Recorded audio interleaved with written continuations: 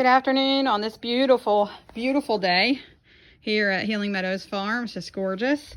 Wanted to talk something about the cabins and making your home on your property, simple living. This is a book I bought a while back. It's an old book, but it's got good information for you. It was by Gerald Rowan, and it's called Compact Cabins, Simple Living in 1,000 Square Feet or Less.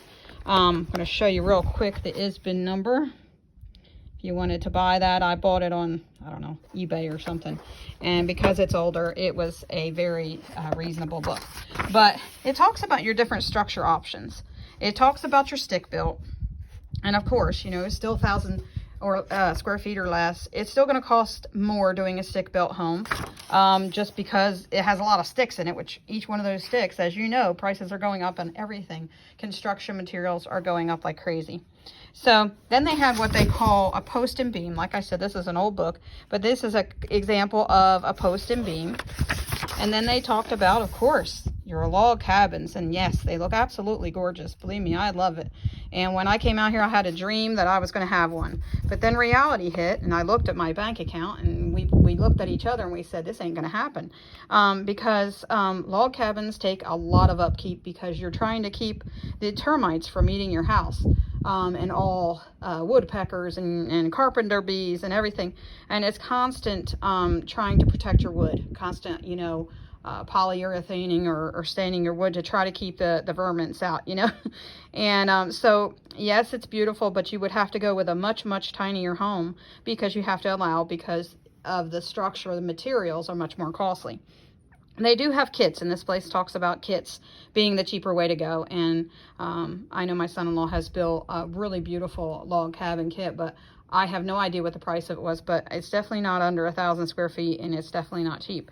So, but he did a beautiful job. So then there is the straw bale homes, and I have mentioned this, I think, before.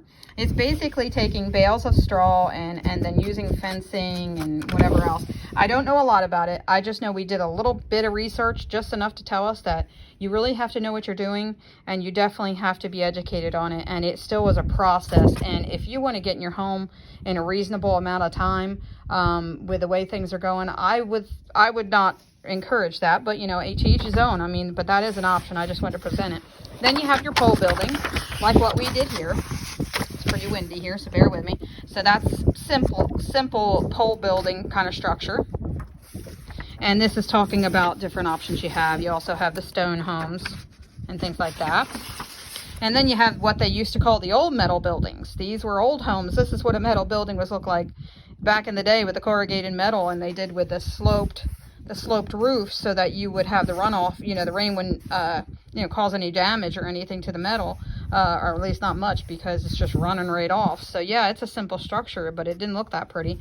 I'm thankful for things moving along in advancement of technology. But it has some really good ideas for structures and stuff. But this is another one I wanted to you know, share with you, and that's a shipping container. I know here, as you see there's the shipping container, and then they kind of build around it. But I know there's others. This is a long shipping container, and then they take another one and put it in the middle to make like a doorway or whatever.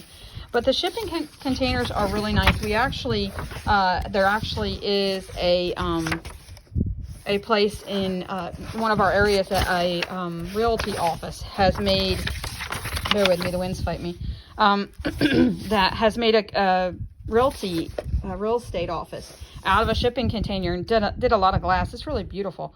But you also have to know what you're doing. Also, shipping containers are metal, and as you see, they're flat, so water sits. And these are containers that are on the back of 18-wheeler trucks, you know.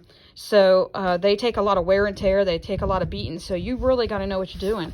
I know years ago, people had told me that they could usually get one of those for $2,000 or $3,000. But, you know, you have to know what you're doing. You have to look for them right. Sometimes they're cracked and rusted, and like I said, they are on shipping containers and barges. Not containers, but barges and ships. They do get, you know, lifted up and over a lot of times and put on trucks and stuff. So they do take a whooping. So you have to know what you're doing, and you have to know how to build a structure around it. But they did have a lot of option. You can even make them a 2-story one. Most of the time you see people that just have it really simple, similar to this. This has two side by side and then kind of built a structure around it. So these are some of the options I just wanted to share with you.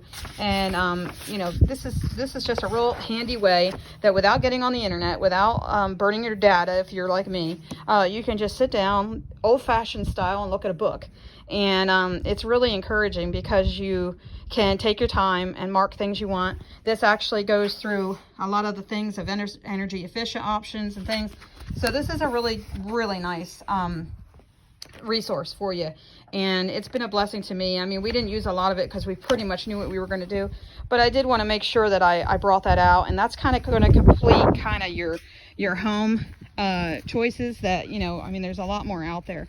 There's the tiny homes, there's the little sheds, all of that, you have to take in consideration for what you love and what you are looking for your family.